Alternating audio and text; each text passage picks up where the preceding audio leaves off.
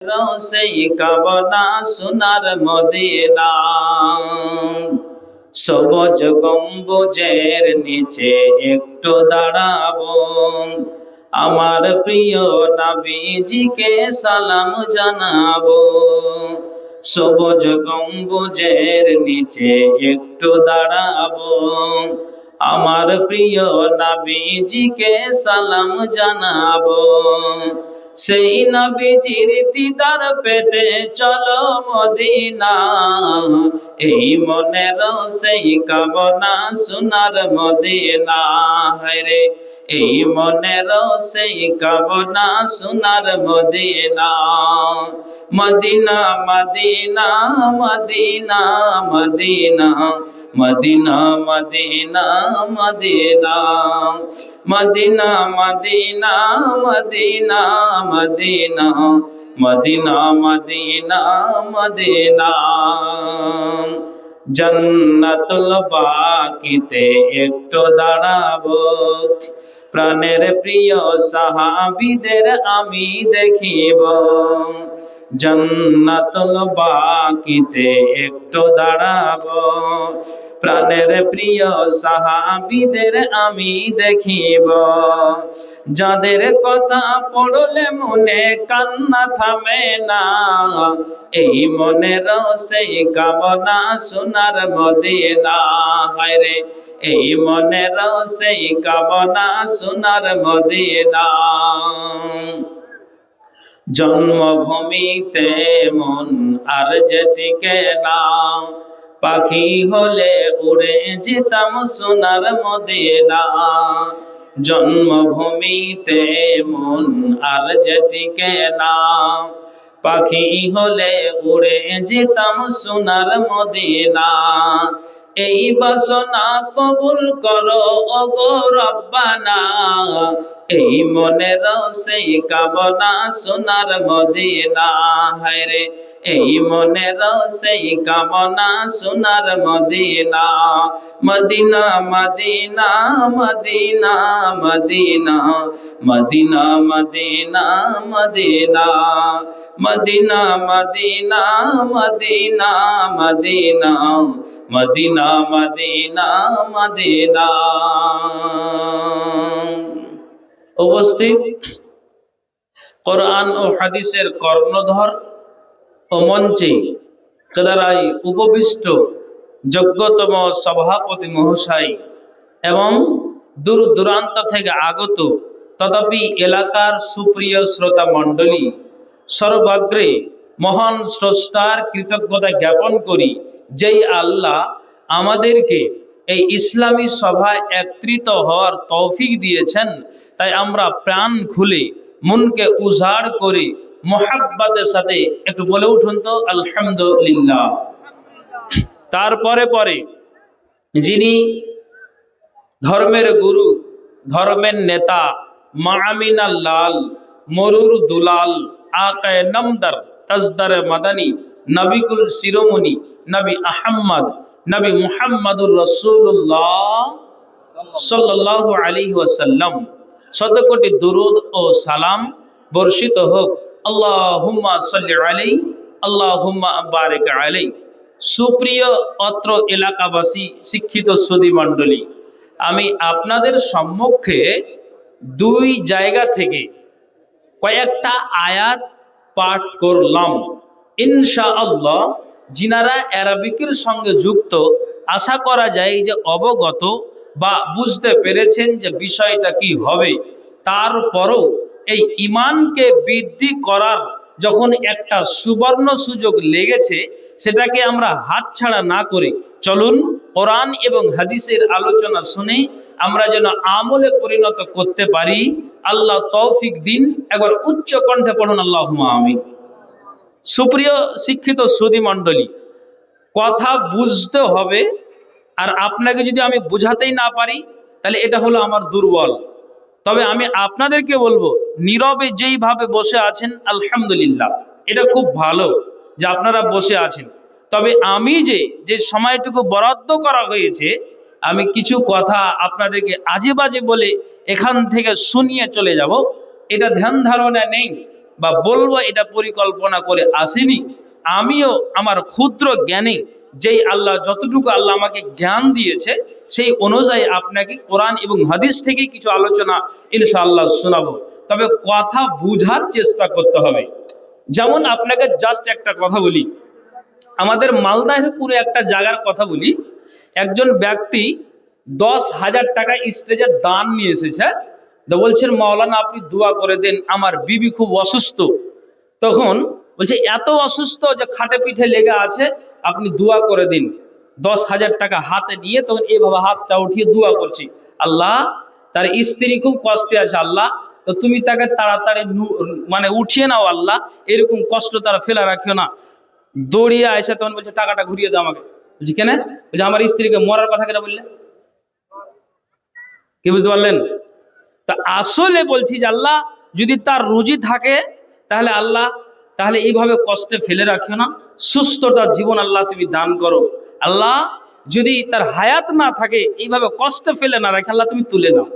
বাস এতটুকুই। তো ব্যক্তিটার মনটা বিরক্ত হয়ে গিয়েছে, বলছে আপনি টাকাটা তাড়াতাড়ি ঘুরিয়ে দেবেন। আপনার যে কথা যে আমাকে আবার নতুন করে বিয়ে করতে হবে, আমি আপনাকে বলছি বক্তা ও শ্রোতা উভয়ের একটা মিল থাকতে হবে, যে আমি আপনাকে এখন কি বুঝাতে চাইছি। তো চলুন আগে বাড়ি, যে ভূমিকা লম্বা না করে আমি আমার বক্তব্যের দিকে এগিয়ে যাই। তা কি, যে আমরা সকলেই জানি যে এই পৃথিবীকে আমাদের ছাড়তে হবে। আমরা এই ধনের মোহে পড়ে, সম্পদের মোহে পড়ে, বিবি বাল বাচ্চার মোহে পড়ে আমরা আখিরাতটাকে ভুলে থাকি।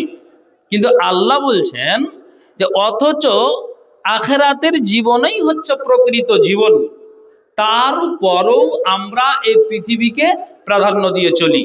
যেমন আপনাকে বলি, একটা ব্যক্তির সাথে আমার খুব সম্পর্ক ছিল। তো ব্যক্তিটা জীবনে কোনোদিন আল্লাহর ঘর চিনে না, রমজান মাসের সিয়াম কি এটা বুঝে না, দান খায়রাত করতে হয় এটা জানে না, ঈদের দুটা নামাজ জীবনে পড়েনি।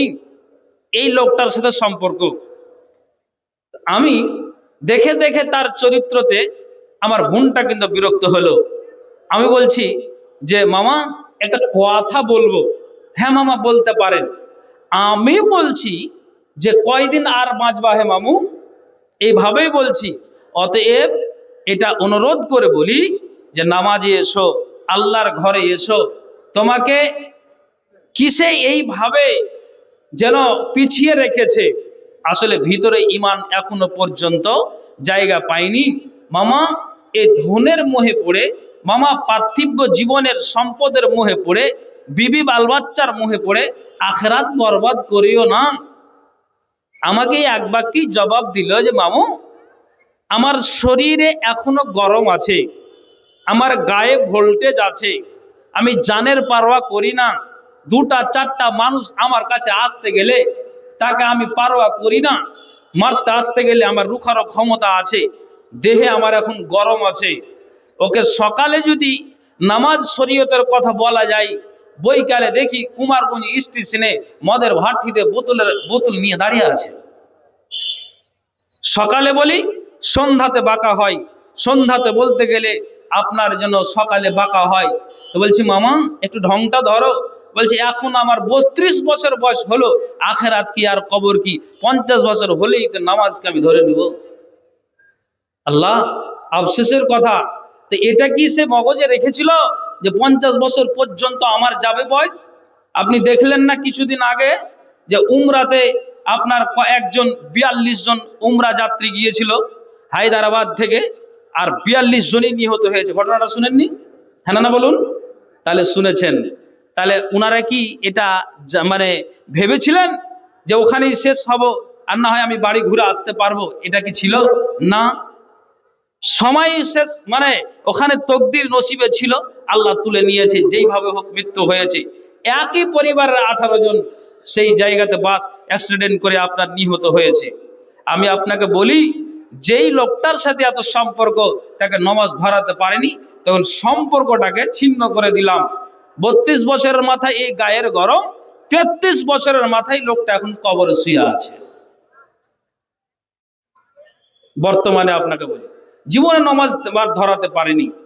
তাহলে এইভাবে যদি আমি আর আপনি এই ধনের মোহে, সম্পদের মোহে যদি পড়ে থাকি, তাহলে এটা মগজে রাখতে হবে, আমার আর আপনার আখিরাত বরবাদ হবে। এই জন্য রাসূল সাল্লাল্লাহু আলাইহি ওয়াসাল্লাম বলেছেন, পৃথিবী একটা ভয়াবহ আকার ধারণ করবে, অতএব সাবধান, এই পৃথিবীকে খবরদার প্রাধান্য দিবে না। এই জন্য রাসূল বলেছেন, পৃথিবী কেমন? একটা মরা ছাগলের মতো। এটা লম্বা হাদিস আছে, আমি ওইদিকে যাব না, কিন্তু একটু বুঝালাম। লম্বা একটা হাদিস, কত ঘৃণিত, কত বাজে দুনিয়াটা, যে মরা ছাগলের সাথে তুলনা করা হয়েছে। এখন আমি আপনাকে বলি, আপনি মাথায় কথাটাকে উঠাবেন, যে রাসূল বলে গিয়েছেন যে পৃথিবী একটা ভয়াবহ আকার ধারণ করবে, অথচ আল্লাহ তাআলা বলছেন, শোনো, সূরা আনকাবুত এটা 29 নম্বর সূরার 64 নম্বর আয়াতে আল্লাহ তাআলা উল্লেখ করেছেন যে এটা হলো খেল তামাশার দুনিয়া। অতএব এই দুনিয়ার মোহে পড়ে আখিরাতকে বরবাদ করিও না। নিজের বিবি আর ছেলে আর মেয়েদেরকে মানে মায়া আর মমতা দেখিয়ে আখিরাত বরবাদ করিও না। সম্পদের মোহে পড়ে আখিরাত বরবাদ করিও না, কবরকে বরবাদ করিও না, আমলকে বেকার করে দিও না। কেন?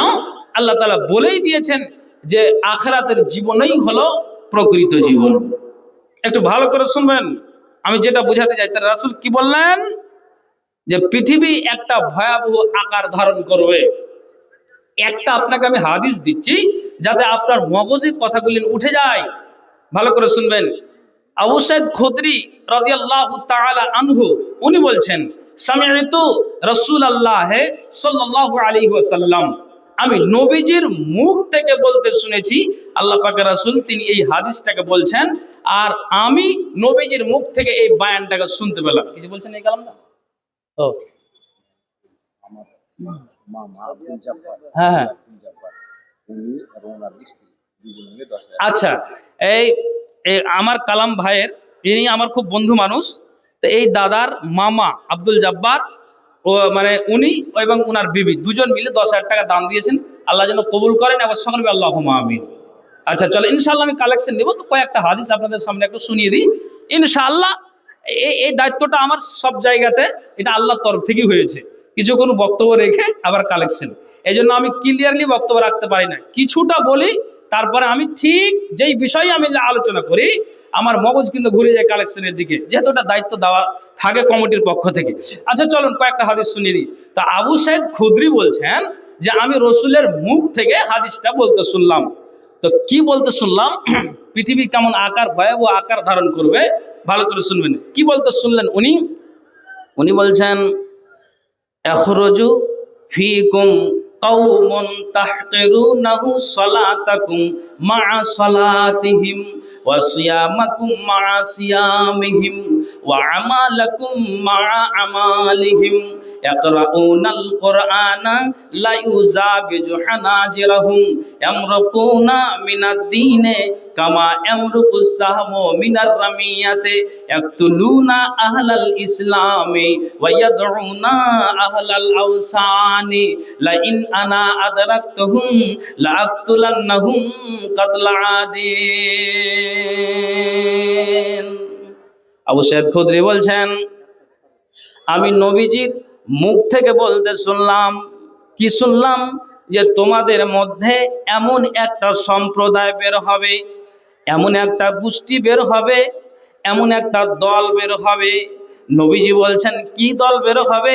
যে তোমাদের সলাতের তুলনায়, তাদের সলাতের তুলনায় তোমাদের সলাতকে অতি তুচ্ছ মনে করবে, তাদের সিয়ামের তুলনায় তোমাদের সিয়ামকে অতি তুচ্ছ মনে করবে, তাদের আমলের তুলনায় তোমাদের আমলকে অতি তুচ্ছ মনে করবে। নবীজি বলছেন যে শোনো, ইয়াকরাউনাল কুরআন লা ইউযাবিজু হানাজিরাহুম, আল্লাহ পাকের রাসূল বলছেন যে এটা একটা মধুর বাণী কিতাব, যেই কিতাবটা নবীজি পড়তেন তো যারা দুষ্ট দুরাচার কাফের, যারা বেঈমান, যারা আবু সুফিয়ান, আবু লাহাব, উতবা, সাইবা এদের মতো মক্কার বড় বড় লিডারেরা নবীর চরম সূত্রতা করতে গেলেও এ মধুর বাণী কোরআন আল্লাহ পাকের রাসূল যখন পড়তেন করতেন, তখন এই দুষ্ট দুরাচারেরা নবীজির কোরআনকে তারা রাতের অন্ধকারে শুনতে যেত। তাহলে এই কোরআনের ভিতরে কি জাদু আছে, কি মধু আছে? একজন মুশরিক, একজন বেদিন, একজন কাফের আপনার মুশরিক হতে গেলেও নবীজির মুখ থেকে এই কোরআনের বাণীটা তারা রাতের অন্ধকারে শুনতে যেতেন। কিন্তু নবীজি বলছেন যে এমন একটা সময় আসবে, এমন একটা দিন আসবে যে ওই সম্প্রদায় যে বের হবে, তো তারা কি করবে জানো? হে ইকরাউনাল কোরআনা লা ইউজাবিজু হানাজিরাহুম, তারা এই আল্লাহর বাণী কোরআনটাকে তেলাওয়াত করবে, কিন্তু তাদের কণ্ঠনালী অতিক্রম করবে না, তারা আটকে আটকে কোরআনটাকে তেলাওয়াত করবে। নবীজি বলছেন শোনো, ইকরাউনাল কোরআনা লা ইউজাবিজু হানাজিরাহুম ইয়ামরুকুনা মিনাদ দ্বীনে কামা ইয়ামরুকুস সাহমু মিনার রামিয়াতে, তারা ইসলাম থেকে অনুরূপ দ্রুত গতিতে বেরিয়ে যাবে, যেমন তীর শিকার ভেদ করে বেরিয়ে যায়। আল্লাহ পাক রাসূল বলছেন যে তারা ইসলাম থেকে এমন দ্রুত গতিতে বেরিয়ে যাবে যেমন তীর শিকার ভেদ করে বেরিয়ে যায়। তারা কোন দল, তারা কেমন মানুষ? নবীজি বলছেন ইয়াকতুলুনা আহলাল ইসলামে, তারা বেছে বেছে তারা মুসলমানদেরকে হত্যা করবে, তারা বেছে বেছে মুসলমানদেরকেই তারা জবাই করবে। নবীজি বলছেন পৃথিবীটা এমন একটা ভয়াবহ আকার ধারণ করবে। বেছে বেছে হত্যা করা কেমন তা আপনাকে বলি। আমি এই কিছুদিন আগে বালুরঘাট স্টেশন থেকে বাড়ি আসছি জালসা করে। স্টেশনে দুটো মাওলানা বসে আছি, একটা বৃদ্ধ মানুষ আপনার যেন স্টেশনের ওই সিটগুলোতে বসে আছে। দুইজন পালোয়ান গিয়ে তাকে জিজ্ঞেস করে এখানে কেন এত ভোরে, কি ব্যাপার, কোথা থেকে এসেছো? সুবহানাল্লাহ, তা এ কোনো কথা কি বলেছে না বলেছে আমরা ওখান থেকে 50 মিটার দূরে আছি, কুচি কথায় খেয়াল হয় না। তারপরও যেন ওই দাড়িটা ধরে মানুষটাকে দুগালে দুটা চড় মেরে দিল। ছোট্ট একটা মোবাইল ছিল, মোবাইলটাকে কেড়ে নিল, তার পোশাককে খুলে নিল। একটা হাতের সবজি আপনার যেন আমরা হাটে যাই তো ওই ব্যাগগুলো যে আমরা নিয়ে যাই, ওই ব্যাগে কি ছিল না ছিল আল্লাহ ভালো জানে, ওই ব্যাগটাকে তার কাছ থেকে কেড়ে নেওয়া হলো। নবীজি বলছেন যে এমন একটা দিন আসবে, এমন একটা সময় আসবে যে তারা মুসলমানদেরকে বেছে বেছে তারা হত্যা করবে। তার প্রমাণটা আপনাকে এখন এখানে দিলাম। আরেকটা আপনাকে বলি যে আমাদের পশ্চিমবঙ্গের একজন যেন তার যে অমুসলিম একটা নারী, তার নাম হলো স্বপ্না ভাদুরী। আপনার ওই বয়স্ক মানুষটার বাড়িতে এসে দক্ষিণ দিনাজপুরে আসা হয়েছিল। বলতো তোমাকে ট্রেনের ওপরে কেন এইভাবে আক্রমণ করা হলো, দাড়ি ধরে তোমাকে কেন মারা হলো? তুমি কি বিচার চাও, ফয়সালা চাও? যদি তুমি বলো তাহলে তাদের ব্যাপারে আমরা কঠোর একটা সিদ্ধান্ত নিব।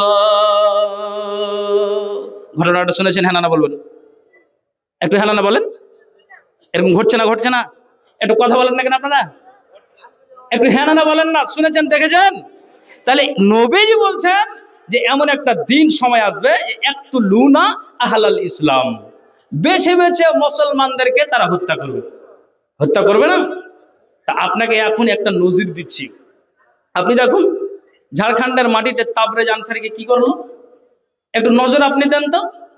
বর্তমানে ফিলিস্তিন আর ইসরায়েলের মাটিতে মুসলমানদের কি কচুকাটা করা হচ্ছে।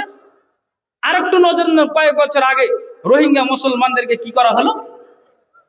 আপনি বর্তমানে পশ্চিমবঙ্গের আপনি খবর নেন, যেখানে সেখানে আনাচে আর কানাচে। কিছুদিন আগে যেমন আপনার কলকাতার মাটিতে এই গরু নিয়ে একটা ঝামেলা হলো মুসলমানদের প্রতি, শুনেছেন? তাহলে নবীজি এটাই বলতে চেয়েছেন যে দিন আর সময় এমন একটা আসবে যে আল্লাহ পাক রাসূল বলছেন ইয়াকতুলুনা আহলাল ইসলাম, তারা যেন মুসলমানদেরকে বেছে বেছে হত্যা করবে। তারপরে কি হবে জানো? নবীজি বলছেন এই পৃথিবীটা এমন একটা ভয়াবহ আকার ধারণ করবে। তারপরে নবীজি বললেন ওয়ায়াদউনা আহলাল আওসান, আল্লাহ পাক রাসূল বলছেন যারা মূর্তি পূজারক, যারা পাথর পূজা করে, যারা মূর্তি পূজা করে, আল্লাহ পাক রাসূল বলছেন যে তাদেরকে সসম্মানে ছেড়ে দেওয়া হবে, সসম্মানে ছেড়ে দেওয়া হবে। তারা যতই আপনার চোখের সামনে অন্যায় করুক না কেন, আপনি তার সামনে চোখ রাঙিয়ে কথা বলতে পারবেন না। বর্তমানে বা আপনার ভারতবর্ষের মাটিতে পশ্চিমবঙ্গে মুর্শিদাবাদ জেলার বেলডাঙ্গায় যেমন এখন 6 ডিসেম্বর বাবরি মসজিদকে গঠন করে বলে সারা ভারতবর্ষ তোলপাড় শুরু করে দিয়েছে। আপনি দেখেন তো আল্লাহ পাকের রাসূল বলছেন যে এরা এতটা অন্যায় করবে, মূর্তি পূজারকেরা, পাথর পূজারকেরা, কিন্তু তারপরও তোমাদের বলার কোনো অধিকার থাকবে না। কাজেই নবীজি বলছেন যে এমন একটা সম্প্রদায় বের হবে যে ওরা মুসলমানদেরকে হত্যা করবে, আর যারা মূর্তি পূজারক এদেরকে সসম্মানে ছেড়ে দেওয়া হবে। নবীজি তখন আফসোস করে একটা কথা বলেছেন, আল্লাহ যদি আমি পাই তাহলে আজ সম্প্রদায়ের ন্যায় আমি তাদেরকে হত্যা করব। কিন্তু আফসোসের কথা, নবী দুনিয়া থেকে বিদায় হয়েছেন। স্পষ্ট রাসূলের হাদিস। তাহলে এইভাবে নবীজি বলে গিয়েছেন যে পৃথিবী একটা ভয়াবহ আকার ধারণ করবে, তারপরও কেন পৃথিবীকে আঁকড়ে ধরে আছো? ঈমানকে তাজা করো, আখিরাতকে সঠিক করার জন্য নিজেকে সজাগ হও। মুসলমান এখন যা প্রস্তুতি, হাতিয়ার হয়ে সর্বদা আমাদের দিবারাত্রি থাকতে হবে। কেন? নবীজি যা ভবিষ্যৎবাণী দিয়ে গিয়েছেন বাস্তবতা অলরেডি এখন আমরা নজরে দেখতে পাচ্ছি। পাচ্ছি না একটা হ্যাঁ বলবেন? পাচ্ছি। আপনাকে একটা একটা করে হাদিস দিচ্ছি। আরো আল্লাহ পাকের রাসূল কি বলেছেন? নবীজি বলছেন ইয়াতি ফি আখিরিজ জামানে কওমুন, শেষ জামানায় নির্বোধ তরুণদের, অল্প বয়সী মানুষদের আবির্ভাব ঘটবে। নবীজি বলছেন শেষ জামানায় নির্বোধ তরুণদের আবির্ভাব ঘটবে। তো ওরা কেমন মানুষ? আল্লাহ পাকের রাসূল বলছেন ইয়াকুলুনা মিন খাইরে কাউলিল বারিয়াতে। আল্লাহ পাকের রাসূল বলছেন যে তারা কেমন হবে জানো? যে মিষ্টি মিষ্টি মানুষের সঙ্গে কথা বলবে, সুস্বাদের কথা বলবে, ভালো ভালো উত্তম কথা মানুষের সামনে বলবে। আপনার মতো রাঙ্গাইপুরের একটা মানুষ তাকে প্রাধান্য দিবেন যে কত ভালো মানুষ রে, আমাদের সাথে মিষ্টি মিষ্টি কথা বলছে। তার বাস্তব কিছু একটা চিত্র আপনাকে আমি বলি যে শেষ জমানায় এই মিষ্টি মানুষ এসেছে কিনা আপনাকে প্রমাণ দিই। যেখানে সেখানে বর্তমানে রাঙ্গাইপুরের জালসা আজকে হচ্ছে। আমার পলাশবুনা মাদ্রাসায় যেখানে আমি শিক্ষকতা করি ওখানেও এই কেসটা ঘটেছে। মিশ্র পাড়ার একজন দোস্ত মোহাম্মদ বলে মাদ্রাসা খুলেছে, ওখানেও এই ঘটনা ঘটেছে। আরো আনাচে কানাচে এখানে ওখানে একটা চিটার বেরিয়েছে। এত মিষ্টি কথা, এত ভালো কথা যে আমরা জানি যে এই মিষ্টি কথাতে মানুষের মনটাকে কেড়ে নিচ্ছে। ওই মানুষটা কেমন? আপনার সেক্রেটারির, সভাপতির, ক্যাশিয়ারের মোবাইল নাম্বারটা নিয়ে নিচ্ছে আর বলছেন যে আপনি কে বলছেন? না তো আমি মাদ্রাসার একজন সভাপতি বলছি। যে সভাপতি সাহেব, আপনার মাদ্রাসাতে আমি 3,70,000 টাকা আপনাকে দান দিব, তার জন্য অ্যাকাউন্টে 30,000 টাকা আগে আপনাকে দিতে হবে। এটা যদি আপনি দেন তাহলে সৈতি ফান্ড থেকে কাল সকালে 3,70,000 টাকা আপনি অ্যাকাউন্টে পেয়ে যাবেন। এই করে করে চিটার মানুষটা মিষ্টি কথা বলে মাদ্রাসার মানুষদেরকে আপনার ভাঙিয়ে বুলিয়ে আর এই কথা বলে আপনার জন্য এখানে ওখানে আপনার এই চিটারি করে কামায় আর মিষ্টি কথা বলে মানুষকে সান্ত্বনা দিয়ে দেয়। শুনেছেন একটু আপনারা? এই ঘটনা ঘটছে। তা নবী বলছেন এমন একটা সময় আসবে ইয়াকুলুনা মিন খাইরি কাউলিল বারিয়া, তারা সমাজে মিষ্টি মিষ্টি কথা বলবে। তার প্রমাণ আমি আপনাকে দিলাম, আমি নিজে কথা বলেছি। বলছে ওই মিশ্র পাড়ার জালসাতে, ওটা মহিলা মাদ্রাসার জালসা ছিল। তো বলছেন আমি স্টেজে বক্তব্য দিচ্ছি, মাদ্রাসার যিনি মানে মেন দায়িত্বে আছেন, তো উনি বলছেন যে মনে একটু বক্তব্যটা একটু বন্ধ করেন তো, একজনের সাথে কথা বলেন। বলছে ভাই আসসালামু আলাইকুম, এ গুনাহগার বান্দার জন্য একটু দোয়া করিয়েন। মাদ্রাসার হালাতটা খুব শোচনীয়, আমি দেখলাম নেটের মাধ্যম দিয়ে। তো 3,70,000 টাকা আমি মাদ্রাসায় দিচ্ছি, তো তার জন্য 30,000 টাকা পাঠাতে হবে, তো একটু গুনাহগারের জন্য দোয়া করতে। কে জানে যে মিষ্টি কথার মানুষ, দোয়া চালিয়ে দিলাম। আরেকজন আমাদের খুব পুরাতন বক্তা, মালদার, আগে আগে উনি থাকতেন যেখানে সেখানে, তো আদায়কারী বক্তা হিসেবে পরিচিত মাওলানা আব্দুল ওয়াহাব সাহেব ইসলাহি, একটা টাইটেল আছে, খারাপ লিবেন না, ওকে বাচ্চু বলে, চিনেন? আব্দুল ওয়াহাব ইসলাহি বাচ্চু। উনিও একদিন দেখলাম ভিডিও ক্যামেরাতে যে ওই চিটারের জন্য দোয়া করছে। তো উনি কি জানে এটা খালেদ ভাই চিটার? এটা তো জানেন না। তাহলে নবীজি কি বললেন? যে শেষ জামানায় এমন একটা নির্বোধ তরুণদের মানুষের আবির্ভাব হবে, আল্লাহ পাকের রাসূল বলছেন যে তারা সমাজে মিষ্টি কথা বলবে, সুস্বাদের কথা বলবে। বাস্তবে এটা আপনাকে একটা নজরি দিলাম। নবীজি বলছেন শোনো, ওই মানুষ এমন হবে জানো, হে নির্বাক তরুণদেরা কেমন হবে জানো? আল্লাহ পাকের রাসূল বলছেন তারা এই মধুর বাণী কেতাবটাকে তারা তেলাওয়াত করবে, কিন্তু তাদের কণ্ঠনালী অতিক্রম করবে না। তারা ইসলাম থেকে এমন দ্রুত গতিতে বেরিয়ে যাবে যেমন তীর শিকার ভেদ করে বেরিয়ে যায়। আল্লাহ পাকের রাসূল বলছেন যে শুনো, তোমাদেরকে একটা আমি শেষকালে কথা বলে যাই। ফাআইনামা লাকিতুমহুম ফাআইনামা লাকিতুমহুম ফাআইনামা লাকিতুমহুম। আল্লাহ পাকের রাসূল বললেন তোমরা ওই মানুষদেরকে যেখানেই পাবে, যেখানেই সাক্ষাৎ হবে, যেখানেই মুলাকাত হবে, যেখানেই তোমরা পাবে, আল্লাহ পাক রাসূল বলছেন ফাকতুলহুম, তাদেরকে তোমরা হত্যা করবে। নবীজি বলে দিয়েছেন ফা ইন্না আজরুল লিমান কাতালাহুম ইয়াউমাল কিয়ামা, যদি ওই মানুষদেরকে হত্যা করা যায় তাহলে আল্লাহ পাক রাসূলের আল্লাহ রাব্বুল আলামিনই বলছেন যে আল্লাহর নিকটে অশেষ নেকি রয়েছে, অশেষ নেকি রয়েছে। তোমরা যেখানেই ওই চিটার মিষ্টি মানুষদেরকে পাবে, তোমরা নিশান করে তাদেরকে হত্যা করে দাও, কিয়ামতের দিন তোমাদের ফলাফল ভালো হবে। একবার জোরে বলুন সুবহানাল্লাহ। ঠিক আপনি বাস্তবে মিলান, এই ঘটনা ঘটছে কি ঘটছে না, ঘটনা ঘটছে কি ঘটছে না, আপনি দেখুন মিলান। আর কয়েকটা হাদিস বলে আমি ঠিক মেন দায়িত্বের দিকে যাচ্ছি। কি কথা একটু ভালো করে শুনবেন। কথা হলো এটাই যে হযরত আলী রাদিয়াল্লাহু তাআলা আনহু ইয়ামান থেকে গানিমতের মালকে নিয়ে এসে যখন নবী সাল্লাল্লাহু আলাইহি সাল্লামের কাছে দিলেন, তখন ঠিক বানু তামিম গোত্রের একজন ব্যক্তি, তার নাম হচ্ছে জুল খুয়াইসির। একটু জোরে বলবেন নামটা কি বললাম? জুল খুয়াইসির। এই জুল খুয়াইসির নামের একজন ব্যক্তি, আল্লাহ পাকের রাসূল ওই গানিমতের মালটাকে তিনি ভাগ করবেন, আর ওই মতো অবস্থাতেই ওই জুল খুয়াইসির নবীজির সামনে দাঁড়িয়ে আছেন। তখন আল্লাহ পাকের রাসূলকে ওই জুল খুয়াইসির ব্যক্তি, দেখেন এদের মিষ্টি কথা দেখেন, নবীজির শেষ জামানায়, শেষ জীবনে, নবীজির শেষ জীবনে, জামানা নয়, শেষ জীবনে, তার মানে আল্লাহ পাকের রাসূল তিনি 13 অথবা 14 দিন অসুখ থাকার পর তিনি দুনিয়া থেকে বিদায় হয়েছেন, যা ইসলাম হিস্ট্রি প্রমাণ করে। তো আমি আপনাকে বলি যে 13 অথবা 14 দিন অসুখ থাকার সত্য নয়, এক কথায় শেষ মুহূর্তে কিছুদিন আগে আল্লাহ পাকের রাসূল ওই হযরত আলী যখন গানিমতের মালটা এনে দিলেন, তখন ঠিক নবীজি বন্টন করবেন গানিমতের মাল সাহাবাদের ভিতরে। আর এরই মধ্যে বানু তামিম গোত্রের জুল খুয়াইসির, তখন আল্লাহ পাকের রাসূল কি বলছেন জানেন? ইয়া মুহাম্মদ ইত্তাকিল্লাহ। দেখেন আল্লাহ পাকের রাসূল, আপনি যে এই মালটাকে ভাগ করছেন, তো ভিতরে যেন আপনার আল্লাহর ভয় থাকে।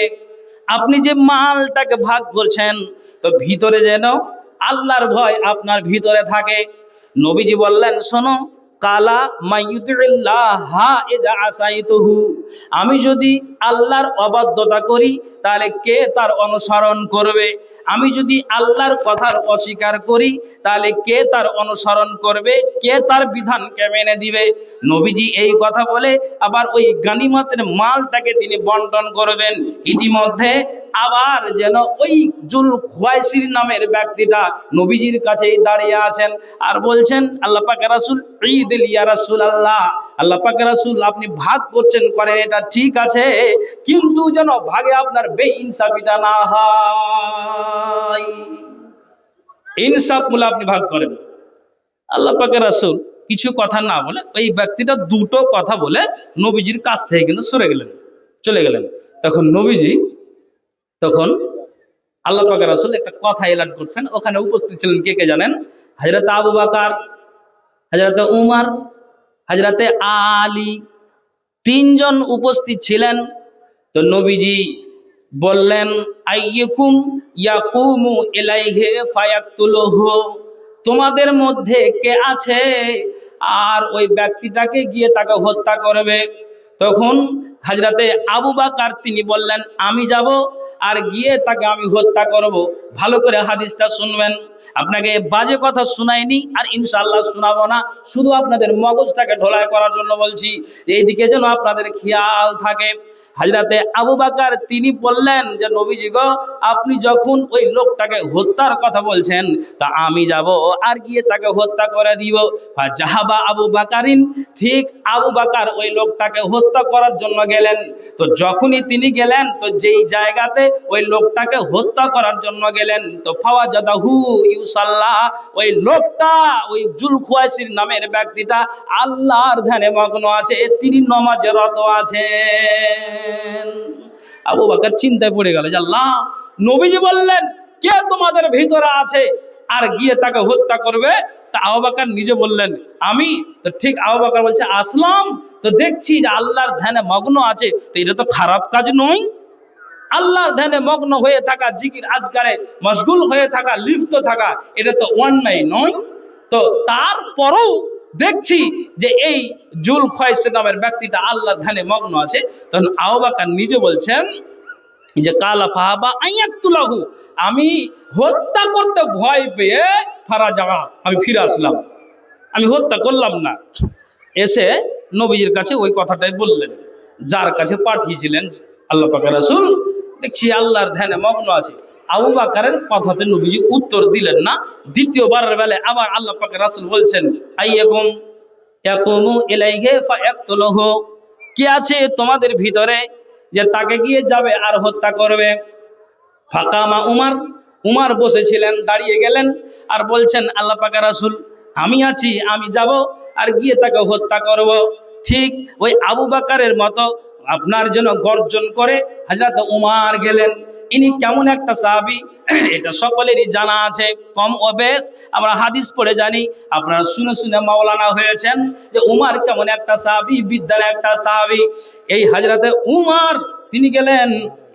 আচ্ছা আচ্ছা, একটু দাঁড়ান, আমি ঠিক ওই দিকে চলে যাচ্ছি। হযরত উমার তিনি এবার গেলেন।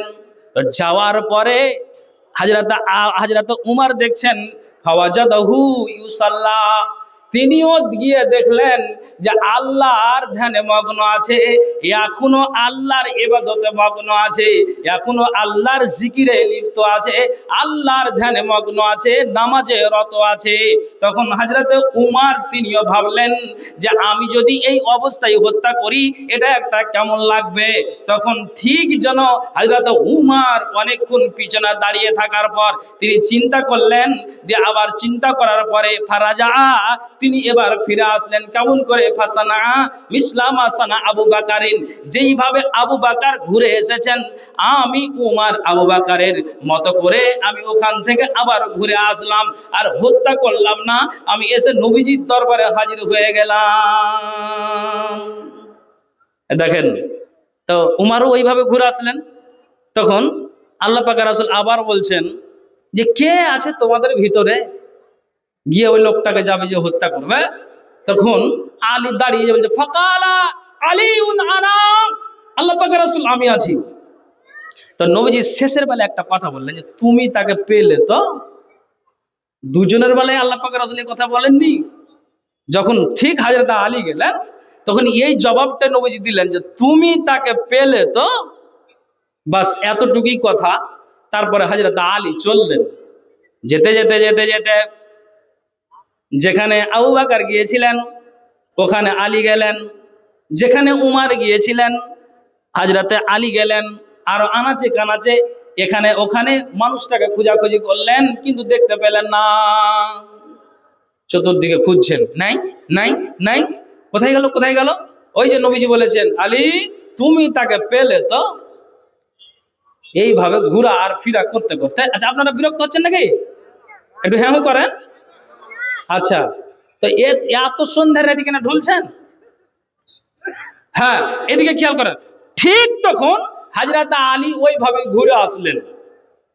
ঘুরে এসে 3 নম্বরের বেলায় তখন আল্লাহ পাকের রাসূল জবাব দিচ্ছেন, শোনো আবু বকর শোনো, হযরতে উমর শোনো, হযরতে আলী শোনো। আবু বকর তুমি নামাজ পড়া অবস্থায় পেয়েছো, হত্যা করতে ভয় পেয়ে তুমি ঘুরে আসলে। হযরতে উমর তুমিও নামাজ পড়া অবস্থায় পেয়েছো, হত্যা করতে ভয় করে ফিরে আসলে। হযরতে আলী আমার জামাই গেলেন কিন্তু না পেয়ে ফিরে আসলেন। এবার নবীজি বলছেন তোমাদেরকে জানিয়ে দেওয়া হচ্ছে আল্লাহ পাকের রাসূল বলছেন যে শুনে রাখো, শুনে রাখো, শুনে রাখো, এটা হলো ইসলামের মধ্যে সর্বপ্রথম চরম দুশমন, এটাই হলো চরম শত্রু। প্রথম শত্রু হলে এটাই।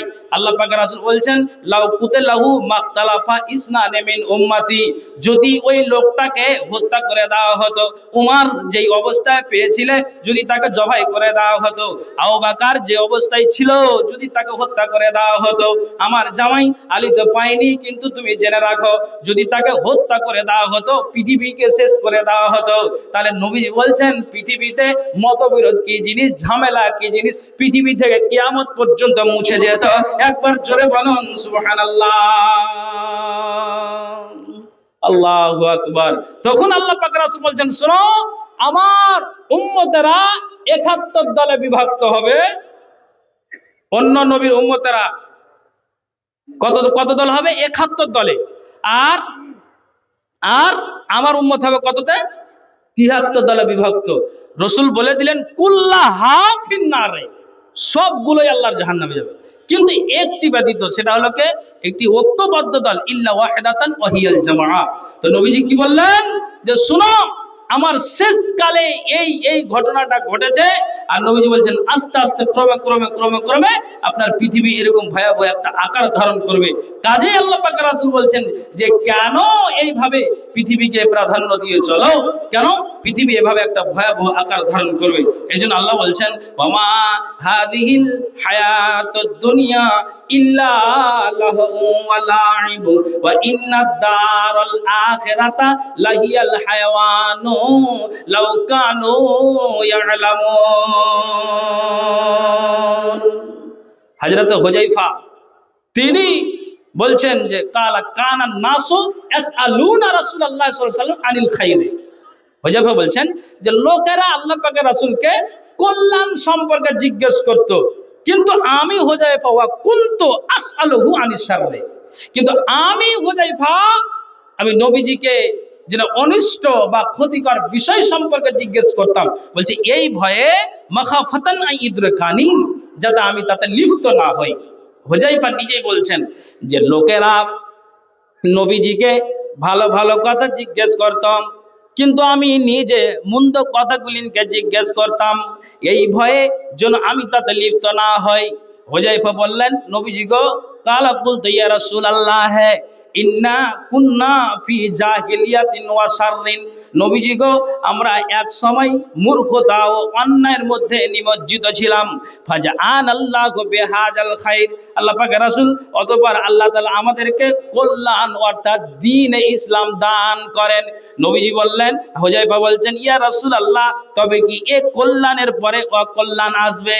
নবীজি বললেন হ্যাঁ আসবে। আমি আবার জিজ্ঞেস করলাম যে অকল্যাণের পরেই কি কল্যাণ আসবে? নবীজি বললেন হ্যাঁ আসবে। তো তবে কি হবে জানো? তবে কি হবে জানো? অফিহে দাখানুন, তবে হবে ধোঁয়াটে বা ঘোলাটে। নবীজিকে আবার হুযায়ফা জিজ্ঞেস করলেন আল্লাহ পাকের রাসূল ধোঁয়াযুক্ত ইসলাম বলতে কেমন ইসলামকে বোঝায়? তখন নবীজি বলছেন যে লোকেরা আমার সুন্নাতকে ছেড়ে দিবে, অন্য তরিকা গ্রহণ করবে, লোকেরা আমার আদর্শ ছেড়ে দিয়ে অন্য আদর্শে মানুষদেরকে পরিচালিত করবে। আল্লাহ পাকের রাসূলকে হুযায়ফা আবার বলছেন নবীজি গো আপনি বলেন তো এই কল্যাণের পরে অকল্যাণ আসবে? আবার হুযায়ফাকে নবীজি বললেন হ্যাঁ আসবে। দুআতুন আলা আবওয়াবি জাহান্নাম, জাহান্নামের কিনারে দাঁড়িয়ে কিছু নামধারী আলেম, কিছু নামধারী ধর্মীয় নেতা, এরা তাদেরকে ডাকবে, এরা তাদেরকে জাহান্নামে নিক্ষেপ করে ছাড়বে। তখন হুযায়ফা বলছেন নবীজি গো আপনি ওই ব্যক্তিদের আপনি আমাদের পরিচয়টা দিন। নবীজি বললেন ইয়াতাকাল্লামুনা বিআলসিনাতিনা, তারা আমাদের মতোই, তারা আমাদের ভাষাতেই তারা কথা বলবে। নবীজি বললেন যে তারা আমাদের মতোই, তারা আমাদের ভাষাতে কথা বলবে। আবার হুযায়ফা বলছেন নবীজি গো আমি যদি ওই প্রস্তুতির মুখোমুখি হই তাহলে আপনি আমাকে কি করার নির্দেশ দিচ্ছেন? তখন নবীজি বললেন তুমি কোনো মুসলিম জামাতকে, কোনো মুসলিম নেতাকে তুমি আঁকড়ে ধরবে, আবার হুযায়ফা বলছেন দেখা গেল ওই সময় কোনো মুসলিম জামাত কোনো মুসলিম নেতাকে যদি না পাওয়া যায় তখন আমাকে কি করতে হবে? তখন আল্লাহ পাক রাসূল বলছেন শুনো, তখন তুমি কি করবে? কালা ফাতাজিল তিলকাল ফিরাকা কুল্লাহা ওয়ালাউ আনতা উযযা বিআসলি শাজারাতিন হাত্তা ইদরিকাল মাউত ওয়া আনতা আলা যালিক। ও আমি জানি না গো আল্লাহ মরণের কতদিন বাকি, ও আমি জানি না গো আল্লাহ মরণের কতদিন বাকি। যেই দিন আমার মালাকুল মউত আসবে ধরবে আমায় কষি, রুহু তখন করবে ছুটাছুটি, জানি না গো আল্লাহ মরণের কতদিন বাকি, ও আমি জানি না গো আল্লাহ মরণের কতদিন বাকি। নবীজি বললেন শোনো, তুমি যদি কোনো মুসলিম জামাতকে না পাও, কোনো মুসলিম নেতাকে না পাও, তখন কি করবে? সমস্ত বিচ্ছিন্ন দলগুলিকে পরিত্যাগ করবে। আল্লাহ পাক রাসূল বলছেন যদিও তোমাকে গাছের শিকড়ের পাশে আশ্রয় নিতে হয় আর তোমার মৃত্যু পর্যন্ত সেখানেই তুমি অবস্থান করবে, এতে যে কোনো কষ্ট ত্যাগ শিকারে তোমাকে প্রস্তুত থাকতে হবে। আল্লাহ পাক রাসূল বলছেন যে পৃথিবী এমন একটা ভয়াবহ আকার ধারণ করবে। জি, আপনি একটুখানি মিলিয়েলেন যা আল্লাহ পাক রাসূল যে বলে গিয়েছেন তা আমরা বাস্তবে এটা দেখতে পাই কি পাই না? আরো সামনে আমরা বেঁচে থাকলে কি দেখতে পাবো? জি ভাই, নবীজি বলে দিলেন। হুযায়ফা একে একে প্রশ্ন করছেন, আল্লাহ রাসূল উত্তর দিচ্ছেন। শেষ পর্যন্ত নবীজি এটাই জবাব দিলেন যে পরিস্থিতি এরকম হতে গেলে কি হবে? তুমি একটা গাছের শিকড়ের পাশে তুমি আশ্রয় দিবে আর এখানে তোমার মৃত্যু পর্যন্ত তুমি সেখানে অবস্থান করবে। আল্লাহু আকবার। একটা হাদিস বলি, কালা শুরু করবেন?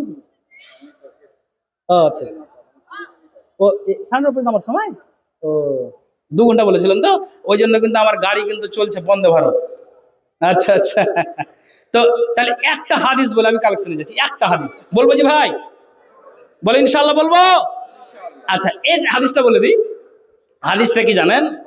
ঠিক আবু হুরায়রা থেকে হাদিসটি বর্ণিত। নবীজি বলছেন লা তাকুমুস সাত, কিয়ামত কতদিন পর্যন্ত হবে না? বলছে কতদিন পর্যন্ত? আল্লাহ পাক রাসূল বলছেন হাত্তা ইখরুজার রাজুলু যাকাতা মালিহি। নবীজি বলছেন এই রাঙ্গাইপুরের মানুষকে আল্লাহ ধন দিয়েছে, আল্লাহ মাল দিয়েছে, আল্লাহ টাকা দিয়েছে, আল্লাহ পয়সা দিয়েছে। তো নবীজি বলছেন এখন যদি আপনার বাড়িতে মাদ্রাসারা চেক যায়, আপনি দরজাকে বন্ধ করে দিন। নবীজি বলছেন এখন একটা ফকির যেতে গেলে, তার মানে এখন যদি একটা ফকির যায় তাহলে আপনি কি করেন? যে আপনি ওটাকে লক আপ করে দিন, ফকিরকে আপনি ধিক্কার দিয়ে তাড়িয়ে দিন, আপনি একটুও দান করেন না, করেন কিন্তু তারপরও মন মিজাজটা আপনার ঠিক থাকে না, মিসকিন আসতে গেলেই দরজাকে আপনি বন্ধ করে দিন। কিন্তু এখন আল্লাহ আপনাকে ধন দিয়েছে, মাল দিয়েছে, এটা একটা সুযোগ লেগেছে যে রাঙ্গাইপুরের মাদ্রাসাতে তুমি দান করো, মসজিদের জালসাতে তুমি দান করো, তোমার বাড়িতে মিসকিন এসেছে তুমি দান করো, বাৎসরিক হিসাব করে তোমার ব্যাংকে 1 লক্ষ টাকা জমা আছে, এটা তোমার যাকাতটা কি করো, তার মালটার তুমি যাকাত, যে যাকাত পরিমাণে তুমি বের করে দাও। যদি বের না করো তো বাকি মালটা তোমার হারাম হয়ে থেকে যাবে। তাহলে আমি আপনাকে বলছি যে এখন সুযোগ আছে, আপনি রাঙ্গাইপুরের মাদ্রাসাতে দান করেন, এটা ঠিক আছে, কিন্তু এখন যে মালটাকে অপচয় নষ্ট করেন, আপনি দান করেন না। কিন্তু নবীজি বলছেন এমন একটা সময় আসবে, দিন আসবে, হাত্তা ইখরুজার রাজুলু যাকাতা মালিহি, এমন একটা দিন আর সময় আসবে যে ওই মানুষেরা ঠিক সম্পদের যাকাতটাকে বের করবে, মালের যাকাতকে বের করবে, সোনার যাকাতকে বের করবে, চাঁদির যাকাতকে বের করবে। মাঠ থেকে নিয়ে এসে আপনি ওই ফসলের সরষা ভুট্টার আপনি ধানের ওষুধটাকে বের করে দিবেন, এটাও হয়ে যাবে, কিন্তু আপনি ওই মালটাকে নিয়ে আপনি ছুটবেন রাঙ্গাইপুরের স্ট্যান্ডে, ভালুকা বাজারে, হরিশ্চন্দ্রপুর যাবেন, আরো এখানে ওখানে যাবেন, হরিশ্চন্দ্রপুর আপনি হাট যাবেন, তীরমণিতে বসে থাকবেন আর বলবেন কোন আল্লাহর বান্দা একটা ভিখারি আছো রে, আমার মালটাকে নিয়ে যাও, কোন আল্লাহর বান্দা আছো ভিখারি রে, আমার যাকাতটাকে নিয়ে যাও। মানুষ, নবীজি বলছেন এমন একটা সময় আসবে, দিন আসবে, মানুষ নিজের সম্পদের যাকাত নিয়ে ছুটাছুটি করবে। আপনি নিজের যাকাতটা কাকে দিবেন বলে আপনি তীরমোহনীতে হাইওয়ে রোডে দাঁড়িয়ে আছেন, আর আপনার যাকাত দিবেন কাকে খোঁজ পাচ্ছেন না। ওরই মধ্যে আবার উত্তর মাথা থেকে রাঙ্গাইপুর আর একটা মানুষ চলে এসেছে, আসার বলছে কি করছো ভাই? তো এই যে যাকাতের মাল কাকে দিব খুঁজে পাই না। বলছে আমিও সারাদিন ক্লান্ত হয়ে গেলাম, কাকে দিব কাকে দিব কাকে দিব কাকে দিব, আমি লোক খুঁজে পাই না, লোক খুঁজে আমি পাই না। নবীজি বলছেন এমন একটা সময় আসবে, দিন আসবে যে মানুষ ঠিকঠাক ওই যাকাতকে বের করবে কিন্তু কোনো গ্রহীতা খুঁজে পাবে না। আর এখন যদি সুযোগ লেগেছে, যদি আদায়ের কথা বলি তাহলে প্যান্ডেল খালি। শুধু রাঙ্গাইপুরের কথা বলছি না, সব জায়গাতেই হালাল। তো এখন আপনার মাথা ব্যথা কেন হচ্ছে? তো আপনার এখনই আপনাকে মগজে উঠিয়ে আপনাকে আল্লাহর রাস্তে দিতে হবে। তা আপনাকে এখন চাইতে গেলে মাথা ব্যথা হয়, আর সেদিন আপনি দেওয়ার জন্য মানুষকে আপনি মাথা ব্যথা করে বসে থাকবেন, কাকে দিব মাল কাকে দিব মাল। অতএব সুযোগ লেগেছে যেন হাতছাড়া না করি। আমি এই জন্য শেষে হাদিসটা বললাম, নবীজি বলছেন এইরকম একটা পৃথিবী ভয়াবহ আকার ধারণ করবে। অনেক হাদিস আছে, তো হাদিস বললে তো হবে না, মাদ্রাসার স্বার্থে কিছু কথা বলতে হবে। তার জন্য আমি এটাকে কেন্দ্র করে হাদিসটাকে একটু টেনে নিয়ে আসলাম। এই জন্য বলছি বাবা ও ভাই, যারা আপনারা এখানে বসে আছেন, মা বোন পর্দার আড়ালে আছেন, তো আমার একজন ভাই এখানে 200 টাকা দিয়েছেন, আর একজন একটা নারী এই আপনার কানের দুল আর এখানে যে কি আছে নাকফুল আছে নাকি ওটাই খুলেছেন।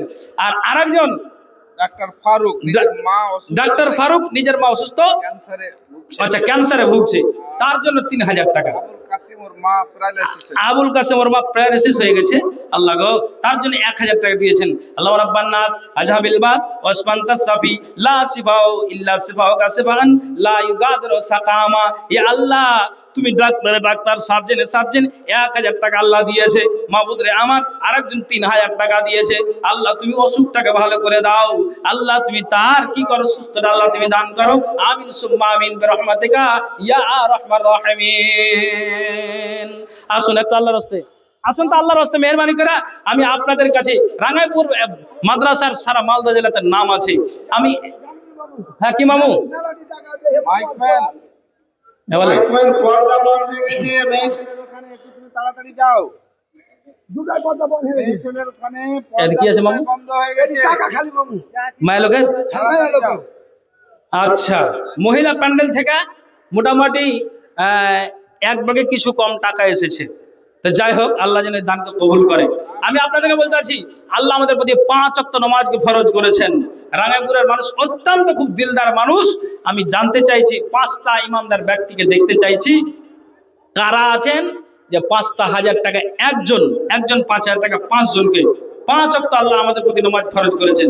বাকি 1000 করে 10 জন চাইছি, একটু আল্লাহর রাস্তায় নিয়ে আসুন, ইনশাআল্লাহ আপনারা দিতে পারবেন এটা জানি। আরো 2 জন বক্তা আছেন, আরো 2 জন বক্তা আছেন, আরো 2 জন বক্তা আছেন, ইনশাআল্লাহ আমার পরে পরেই আসবেন। অতএব আমি আপনাদেরকে বলছি এই দানের পর্বটা সেরে নিন, এই জন্য আপনাদের বলছি। এটা হচ্ছে না, থামে থামে হ্যালো, আচ্ছা কিছু বলবেন, এটা বলে না দেন। না আপনি বলেন, আমি আচ্ছা। মানে দরকার মধ্যে মধ্যে হবে, এটা ঠিক করে দাও। এই ঠিক করো ভাই।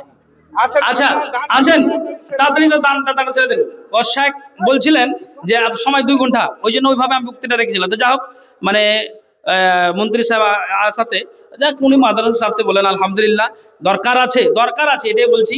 যাক উনি যে বললেন, সময় দিলেন, আর সময় দিয়ে কথা যে বললেন মাদ্রাসার জন্যই, আলহামদুলিল্লাহ। তো তার জন্য আমি এটা বলছি যে আপনাদেরকেও বলছি যে যা বললাম তারপরও এই দানের পর্বত দিকে আমি যাচ্ছি, এই জন্য যে আপনারা যতটুকু পারেন 2000, 5000, 200, 500, 100 করে আল্লাহর রাস্তায় মা বোনের কাছ থেকে যে দান এসেছে, আর আমি মা বোনদের কাছে চাইছি একটু আল্লাহর রাস্তায় নিয়ে আসুন। আবু তালেব ভাই আপনি কোথায় আছেন? মহিলাদের প্যান্ডেলে যান। আবু তালেব ভাই, আমাদের মাদ্রাসার সহ প্রেসিডেন্ট আবু তালেব ভাই, আপনি মেয়েদের প্যান্ডেলে যান। হ্যাঁ, যারা দায়িত্ব দেওয়া হয়েছে ওই মহিলা প্যান্ডেলে গিয়ে আপনারা অবশ্যই কালেকশনটা করে আসেন। আলহামদুলিল্লাহ, একজন 500 টাকা দান, আর একজন কুরবান আলী, মুজিবুর রহমান, কুরবান আলী মাদ্রাসার পিয়ন স্টেজে আপনাকে ডাকছে, একটু আসেন। হ্যাঁ ভাই, এটা কে দিলে বলেন? মুজিবুর রহমান দিলেন 2000, ওর স্ত্রী দিলেন 1000। মা মৃত্যু বাবা মায়ের জন্য দোয়া। মৃত্যু বাবা মায়ের জন্য দোয়া, 1000 আর 2000 মানে 3000 টাকা আল্লাহ দান দিয়েছে। দানকে আল্লাহ তুমি সাদরে গ্রহণ করো। কেটা ভাই কত আছে? জামাল আর কামাল, ও 5000 দাও। জামাল আর কামাল, তোমরা মেয়েদের প্যান্ডেলে যাও। জামাল কামাল 2000 আর 3000 বাকি লাখো মা 5000। শুনেন শুনেন মামা, শুনেন একটু শুনেন, কত আছে? মোটামুটি হ্যাঁ মামু, তাই নাকি? শুনেন, হ্যাঁ একটু মনটা ছোট হয়ে আছে, ছোট হ্যাঁ। হয়ে আছে। না না দেখেন না ইমাম সাহেব কইছে। আর শুনেন মামা, আর 3000 টাকা 2000 আপনি দিয়ে দেন, পরে দিয়ে দিবেন। হ্যাঁ হ্যাঁ আচ্ছা শুনেন শুনেন, আমি এসছি বিদেশ থেকে, লিখে দেন। আপনি শুনেন, আপনি মাসে মাসে কিস্তি করে নেবেন, দেন তো। বাড়ি পরিবারের জন্য, বাপ মার জন্য। আরে শুনেন শুনেন, 1 কুইন্টাল করেন তাহলে মামা, 1 কুইন্টাল। 1 কুইন্টাল করে যান। 5000 হয়ে গেল। যান 1 কুইন্টাল করেন। শুনেন, 1.5 কুইন্টাল করেন। আচ্ছা বলেন মামা। এই যে জি বলেন শেখ। আমার ছেলে বোম্বাইতে আছে, 2000 টাকা দিয়েছে আবু হ্যাঁ বাড়ি পরিবারের জন্য। দোয়া চেয়েছেন। বাপ মা মারা গেছে, আচ্ছা আচ্ছা আচ্ছা, বাড়ি পরিবারের জন্য সব। এক কথা বাড়ির পরিবারের জন্য আবু হ্যাঁ আবু হায়াত ভাই। আচ্ছা আচ্ছা, আলহামদুলিল্লাহ 2000 টাকা আল্লাহ দান দিয়েছে, পরিবারের জন্য দোয়া চেয়েছে, এটা বলেন। আমার ছোট মেয়ে দিয়েছে। আচ্ছা আলহামদুলিল্লাহ। এই আর হ্যাঁ, ছেলে 300 টাকা। আরেকজন 300 টাকা আল্লাহ দান দিয়েছে, দানকে আল্লাহ তুমি সাথে গ্রহণ করো। বিশেষ করে পরিবারের জন্য আবু হায়াত ভাই দোয়া চেয়েছেন, আল্লাহ তুমি এই 500 টাকা দিলাম আমি নিজে আমার বাপ মার জন্য। কতটি হলো? 5000 দুটো বাকি? 4টা 5000 ভাই, জুটেনি? 4টা ভাই মারা গেছে, 2টা ভানি মারা গেছে। আর দোয়া করে দিছি তো অনেক এর আগে দিয়েছি, চাঁদাও দিয়েছি, 5000 অনেক দুটো নিবাজি। টোটাল 5। আমার মতন যদি দায় কিনা তো ওটা নিতে পারবে না টাকা। চলেন আলহামদুলিল্লাহ, বাজি আগে আচ্ছা দিয়েছে। আলহামদুলিল্লাহ দিয়েছেন। আল্লাহ একজন ভাই আমার আল্লাহ 200 টাকা দান দিয়েছে। বিশেষ করে আবু হায়াত ভাই পরিবারের জন্য দোয়া চেয়েছে, আল্লাহ সকলের জন্য দোয়া করি। আল্লাহ যারা বেঁচে আছে ইমানে আমানে বাঁচিয়ে রাখো, মরার সময় কালেমার তৌফিক দিও। আল্লাহ তুমি ইমানটা দুর্বল, ইমানকে তুমি সবাল করে দাও, রুজি রুটিতে বরকত দাও। এই আল্লাহ যখন মরে যাবে, মরার সময় তুমি কালেমার তৌফিক দিও। ওই পরিবারের যারা কবরে চলে গিয়েছে, যদি কবরে কোনো আযাবে গ্রেফতার থাকে, তাহলে আল্লাহ এই দানের বিনিময়ে কবরের আযাবকে সরিয়ে দাও। মাইয়াতের জন্য দানটাই উত্তম। আমিন আল্লাহুম্মা আমিন রাহমাতিকা ইয়া আরহামার রাহিমিন। আসুন আসুন, একটু আল্লাহর রাস্তায় আসুন। জি আসুন। কি নাম বাবু? আপনার নাম কি ভাই? আপনি কি কাজ করেন? অপারেটর। কোনখানে কাজ হয়? হ্যাঁ হ্যাঁ। কোথায় বাবার নাম? কিছু দাদা কিছু আর বাড়া যাবে সে যুগের মাহবুব আলম। মাহবুব আলম। তো 500 টাকা নগদ এবং 2 বস্তা সিমেন্ট। আলহামদুলিল্লাহ 500 টাকা নগদ 2 বস্তা সিমেন্ট অপারেশন করেছে। আল্লাহ তাড়াতাড়ি তাকে সুস্থতা দান করো। আল্লাহ 500 টাকা দিয়েছে, 2 বস্তা সিমেন্ট দিয়েছে, দানকে আল্লাহ তুমি সাদরে গ্রহণ করো। যে আছে দান দিয়েছে মনের বসের উদ্দেশ্য আল্লাহ তুমি পূরণ করো।